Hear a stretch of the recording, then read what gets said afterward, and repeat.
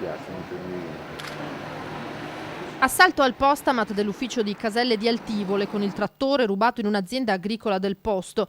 Erano da poco passate le 2 la scorsa notte quando 6 malviventi sono arrivati in via Santa Apollonia con una macchina, un furgone, rubato anche quello, e il mezzo agricolo. Il piano era quello di agganciare lo sportello automatico al trattore e sradicarlo. Non quindi la solita banda dell'acetilene o degli esperti di esplosivo, ma un blitz che in pochi istanti doveva fruttare migliaia di euro. Il postamat dovevano prelevarlo con la forza e caricarlo sul furgone. Il trattore, posizionato in retromarcia, ha dato un violento strappo. Il distributore automatico di contanti è stato divelto e trascinato nel piazzale. Immediatamente è scattato l'allarme, il rumore ha svegliato i residenti, alle finestre hanno iniziato ad accendersi le luci. Al suono delle sirene dei carabinieri i malviventi hanno dovuto desistere fuggendo a mani vuote e disperdendosi a piedi nei campi. Anche l'elicottero dell'Arma si è alzato in volo per cercarli, ma senza esito. Ora si tenterà di dare un nome e un cognome ai componenti del sodalizio criminale utilizzando i filmati delle telecamere di videosorveglianza. Sul posto intanto sono rimasti il trattore, poi recuperato dal carro attrezzi,